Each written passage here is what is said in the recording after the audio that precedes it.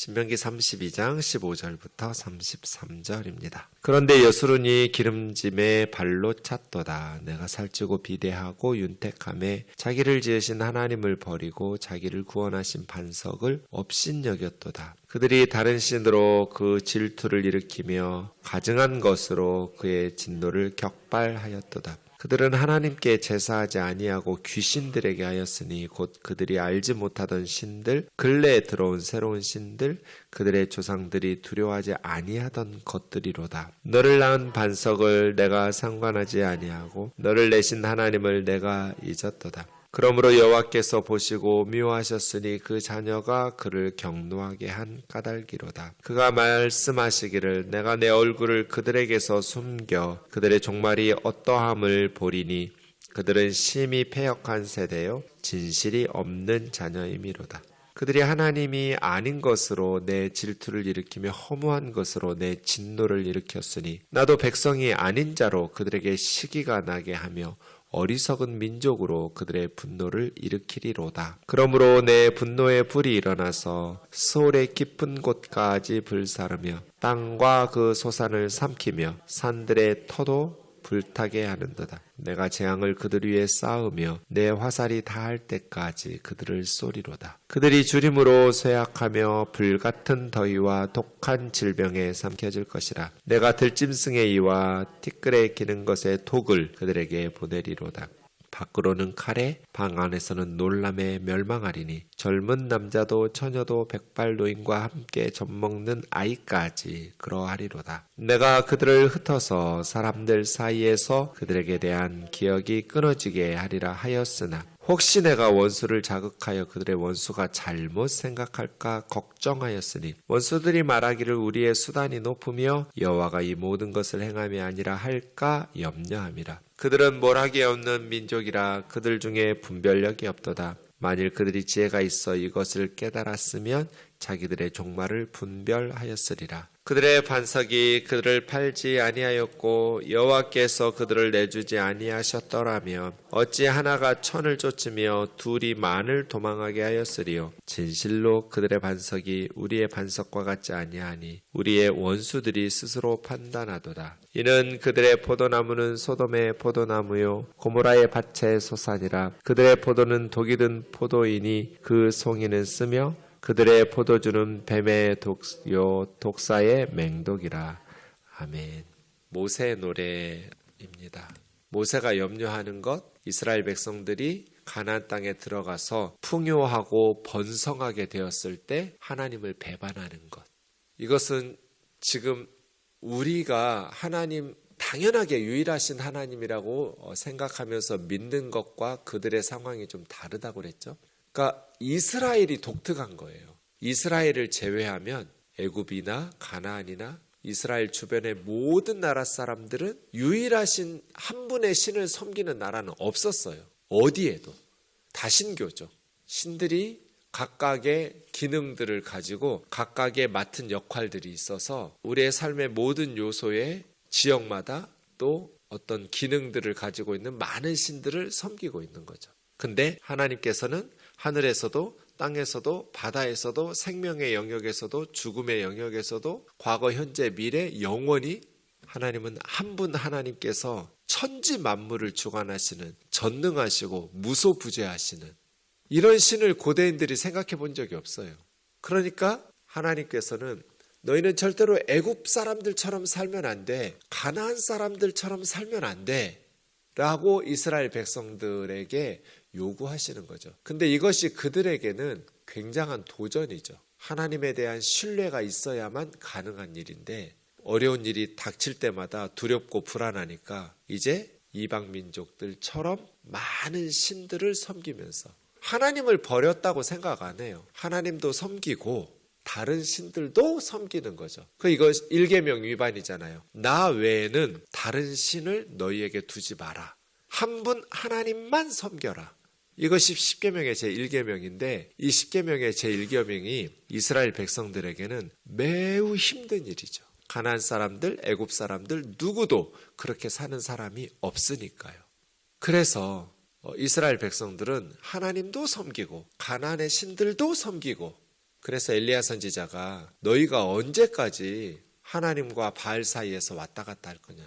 하나님이 하나님만 섬기고 바알이 하나님이면 바알만 섬겨라. 하늘에서 불이 내리는, 그래서 이 재물을 태우는 신이 참 신이다. 이런 엘리야 선지자의 말에 이스라엘 백성들은 동의하기가 어려운 거죠. 하나님도 섬기고 바알과 아세라도 섬기고 수많은 신들을 섬기는. 근데 하나님께서는 그것은 하나님을 버린 것이다, 이렇게 보는 것이죠. 15절에 여수룬이라고 말하는데요. 이제 야사르라가 빤듯하다, 곧다거든요. 그 단어에서 나온 이스라엘 백성들을 시적으로 표현한 정직한, 곧은, 진실한 백성이라는 의미인데 사실은 역설적이죠.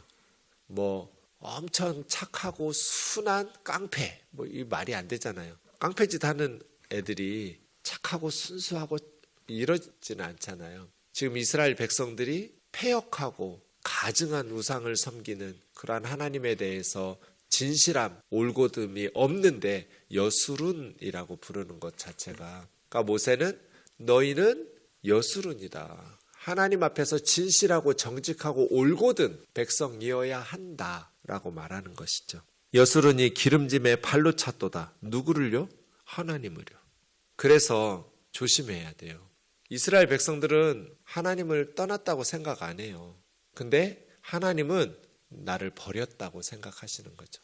살찌고 풍성해지니까 하나님을 발로 차버려요. 이제 더 이상 하나님이 필요 없다고 생각하는 거잖아요. 저는 이런 사람들 참 많이 봤어요. 목회하면서. 힘들고 어려울 때 하나님이 전부였어요. 근데 어려움에서 벗어나고 세상에서 성공하고 부유해지고 그러니까 그 신앙이요, 변질되더라고요. 여전히 교회 다녀요. 여전히 신앙생활하고 예배도 드리는데 하나님을 발로 찼어요. 옛날에는 하나님이 전부였거든요. 근데 이제 세상에서의 성공이나 세상에서의 그 즐거움들이 하나님을 대체해버려요. 교회에서 봉사도 하고 교회에서 뭐 예배도 드리고 하는데 마음이 변한, 목사 눈에도 다 보여요. 그래서 이걸 조심해야 된다는 거예요. 이스라엘이 기름짐에 더 이상 하나님이 필요 없는, 그래서 요단강은 경계선이라고 그랬잖아요. 광야에서는 하나님이 돌보지 않으시면 죽어요. 생존이 불가능해요. 그러니까 전적으로 하나님께 의지했어요. 근데 요단강 건너서 가나안 땅에 들어가면 더 이상 만나와 메추라기를 내려주시는 하나님의 도움이 필요 없어요. 내가 농사지어서 먹고 살면 되거든요. 불기둥 구름기둥으로 더위와 추위를 피해서 보호해 주시는 하나님의 돌보심이 필요 없어요. 내가 집 짓고 살면 되거든요. 반석에서 물을 내주시는 하나님이 필요 없어요. 내가 우물 파면 되거든요. 그래서 가나안의 풍요는 광야의 궁핍보다 영적인 면에서는 더 위험할 수 있다. 이것을 주의해야 된다. 하나님께서 은혜를 베푸셔서 풍부해지면 두 가지 하는 거예요. 감사와 섬김.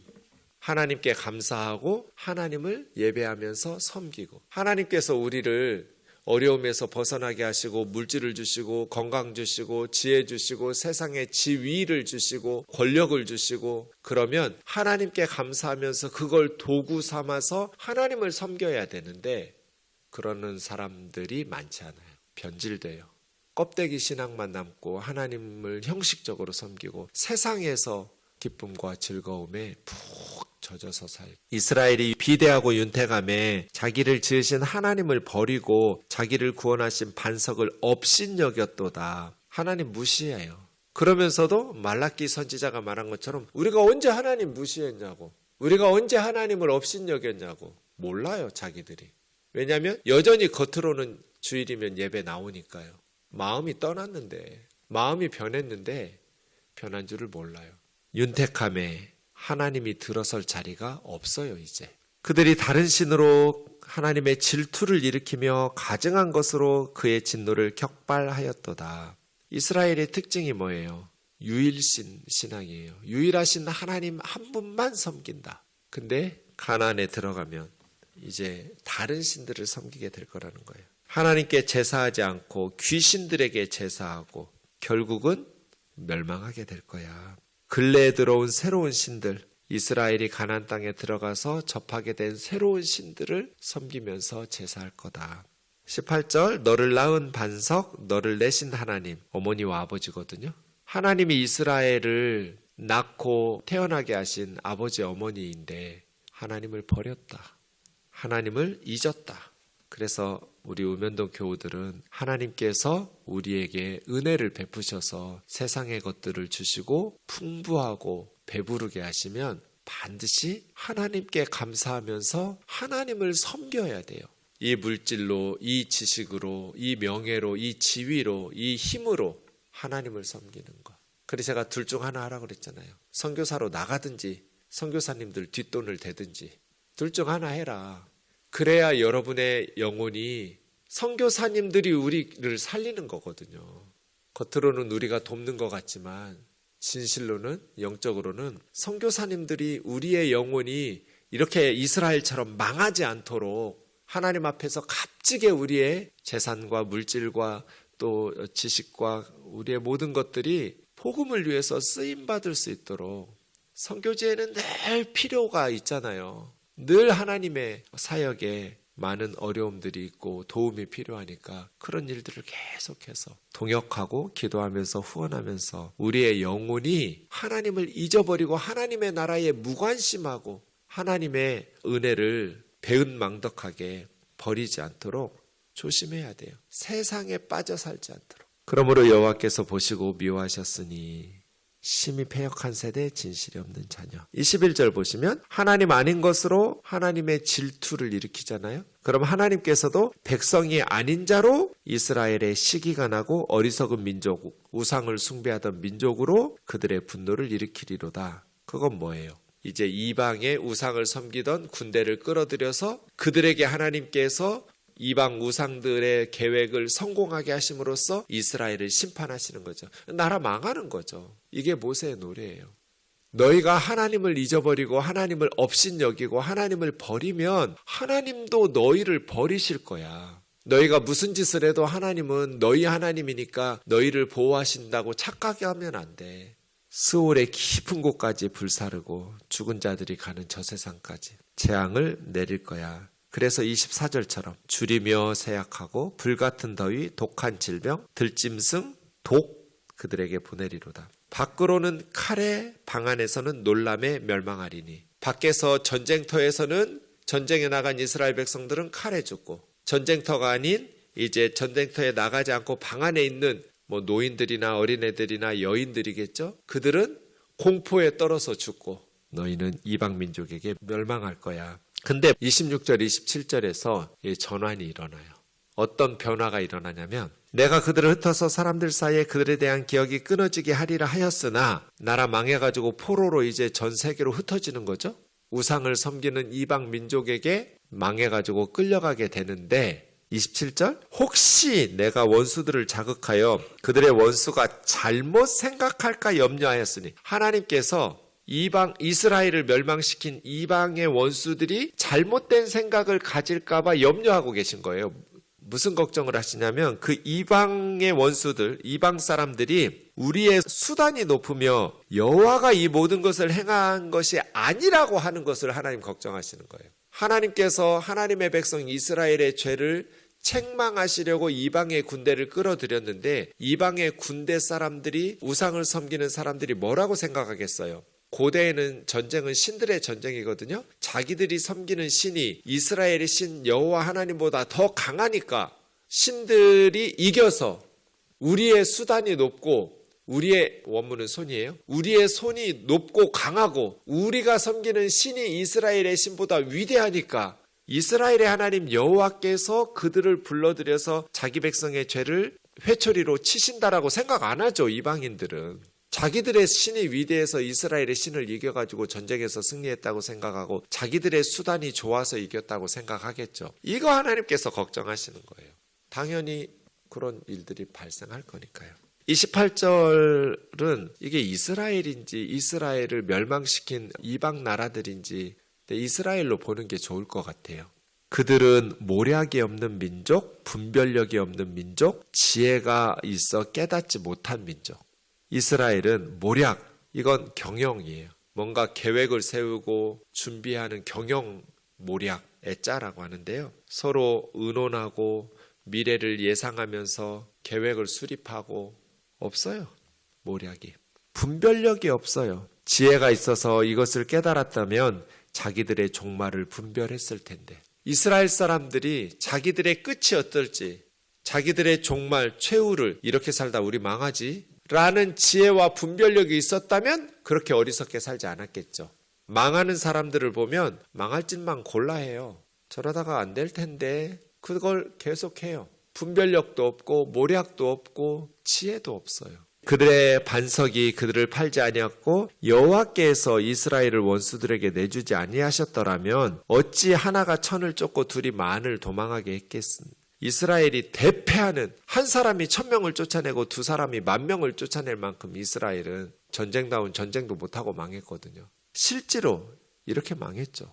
모세의 노래처럼 되었어요.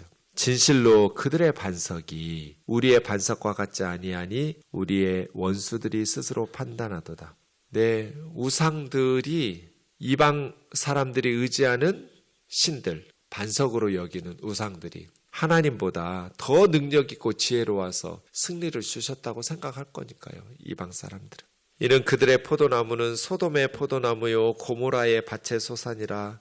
소돔과 고모라가 번성하니까 오히려 그게 독이 되었어요. 포도를 주시고 포도송이와 밭의 소산 곡식들을 주셨더니 그것을 먹고 배부르니까 하나님을 버리고 하나님을 업신여기고 하나님을 지워버렸어요. 그래서 그 포도가 오히려 독이 든 포도가 되고 그 밭의 풍요와 곡식이 오히려 독사의 맹독과 같은. 그래서예요. 하나님을 버리게 되는 풍요와 성공은 독이 든 포도송이다. 독이 들어있는 곡식의 풍부함이다. 하나님을 떠난 풍요는 그건 축복이 아니라 독이 들어있는 것이다. 이건 엄청난 경고죠. 성공을 통해서 하나님을 버리게 되고 풍요를 통해서 하나님을 잊어버리게 되는 그러한 풍요는 진정한 축복이 아니라는 거예요. 그 포도송이에는 독이 들어있고 그 밭의 소산에는 독이 들어있다. 우리 우면동 교우들이 그리고 우리 우면동 교회가 명심해야 될 모세의 노래입니다. 저는 한국 교회가 이렇다고 생각해요. 하나님의 은혜와 사랑이 식어서가 아니에요. 한때 1000만 명이 넘었어요, 성도가. 지금 700만 명쯤 돼요. 조금 있으면 한 500만 명쯤으로 예상하고 있어요. 주일학교가 없고 젊은이들이 떠나고 한국 교회가 굉장히 노령화되어 있어요. 우리 사회보다 훨씬 더 교회는 더 노령화되어 있어요. 그러면 10년, 20년 지나면 문 닫아야 될 교회들이 많을 거예요. 어쩌다 이렇게 됐을까요? 하나님의 은혜와 사랑이 식어서가 아니라 우리가 배부르니까 하나님을 떠난 거예요. 20년 전에 제가 개척하고 초창기에 청계산 기도원에 가면 기도할 자리가 없었어요. 산에 가득해서 하나님 앞에 부르짖었어요. 지금은요, 10명도 없어요. 기도하는 사람이. 풍요로워졌어요. 예전에 하나님 앞에 부르짖었어요. 하나님을 찾았어요. 그런데 이제 세상의 지식이나 세상의 실력이나 하나님의 자리를 대체했어요. 그래서 하나님의 백성들이 하나님을 찾지를 않아요. 하나님을 의지하지 않아요. 오히려 더 교묘하게 세상은 하나님의 백성들을 우상 숭배로 끌어들이고 있어요. 나무와 금이나 은으로 만들어 놓은 우상을 섬기지는 않아요. 그런데 현대인들은 더 교묘하게 하나님을 떠나고 하나님의 자리를 대체하게 만든 세상의 지식이나 세상의 방법들, 하나님의 백성들의 마음을 훔쳐간 것 아닌가? 하나님이 아닌 것으로 우리의 삶의 안전과 행복과 의미를 발견하려 한다면 그게 우상숭배가 아니고 뭐예요? 우리를 기쁘게 하는 것이 무엇인가? 우리의 영혼을 만족하게 하는 것이, 내 삶의 의미를 부여하는 것이 무엇인가? 나는 누구를 위해서 살고 무엇을 위해서 존재하는가? 나는 정말 하나님을 위해서 살고 하나님의 영광을 위해서 존재하는 삶이라고 자신 있게 말할 수 있는가? 내가 원하는 것 하나님 한 분뿐이라고, 하나님이 없이는 내 삶은 아무것도 아니라고, 아무리 남들이 나를 부러워해도 그것은 하나님이 없는 풍요는, 하나님이 없는 성공은 그건 진정한 축복이 아니라 독이 든 포도송이라고. 나는 정말 정신 바짝 차리고 하나님 앞에서 신앙생활을 하고 있는가? 돌아보셔야죠. 기도하겠습니다. 하나님 아버지, 이스라엘은 풍요로워지면서 하나님을 배반했습니다. 하나님을 떠났고 하나님이 아닌 것으로 하나님을 슬프게 했고 하나님의 분노를 일으켜서 결국 적과 꿀이 흐르는 땅에서 쫓겨나고 나라가 망했습니다. 예수님을 죽이고 예수님을 믿는 사람들을 박해하고 결국 1800년 동안 전 세계에 흩어져서 고통을 받으며 살다가 1945년에 다시 가나안 땅으로 들어가서 지금 전쟁하면서 살고 있습니다. 이스라엘의 역사가 말씀의 성취이고 역사의 교훈인데 우리가 어떤 길을 보아야 할지요. 모략과 분별력과 지혜를 주옵소서. 우리의 끝이 어떠함을 생각하면서 오늘을 살아가게 하옵소서. 우리 우면동 교우들이 하나님께서 주신 기도의 응답으로 하나님께 감사하며 하나님을 섬기며 열방의 복음을 전하여 다시 오실 주님의 길을 예비하며 주님 앞에 쓰임받는 선교 공동체로 주님 앞에 영광 돌리는 삶 되게 하여 주옵소서. 예수님의 이름으로 기도하옵나이다. 아멘.